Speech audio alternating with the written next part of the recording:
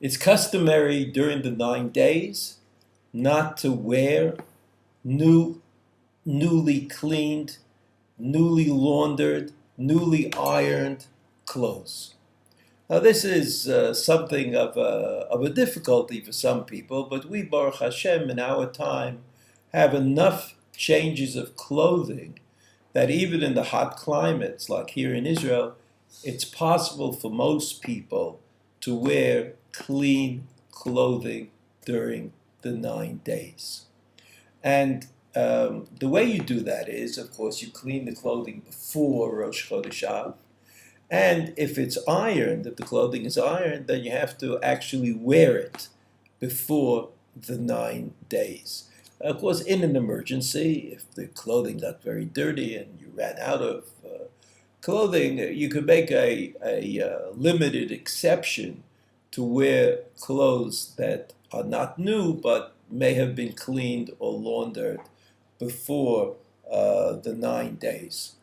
When it comes to children, most poskim agree that since children have a special ability at making things dirty, and it's often not possible to have so many changes of clothing that the mothers will be happy with the situation for the children, it's possible to clean the children's clothes even during the 9 days and then have them wear clean clothing as they are used to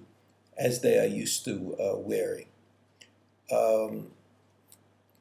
Moshe Feinstein said that this prohibition does not include the clothing that we call underwear or accessories. I mean, it doesn't include underwear, it doesn't include socks, it doesn't include the kind of clothing that are often sweaty and get dirty very easily and very quickly. He says, in that case, we can change our clothing even if we have never worn those items since they were clean. So on the one hand, we have to remember that we have this obligation to maintain a state of distress. Mema'atim b'simcha. We reduce the level of joy during the 9 days, which Chazal meant we simply reduce the level of kempness. We become less concerned about ourselves and what we are doing. We become less fastidious about how we look and how we act. We don't shave our hair and we don't eat meat.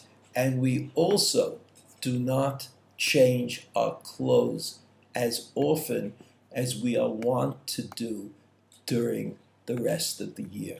And you understand very well that avelut, that mourning, is an act in which we kind of say that we're not really part of the general society.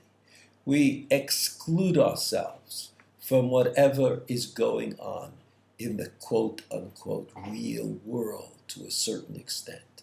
And certainly in the days leading up to Tisha B'Av, a day that was so overwhelmingly tragic for the Jewish people, and not just at that moment, but the tragedy is something that continues and we drag it along with us wherever we go. Certainly when we focus on that tragedy and we see ourselves as mourners, it's reasonable that we should look like mourners, that we should be a little less interested in the niceties of style and how it looks to others the way we are at that particular time.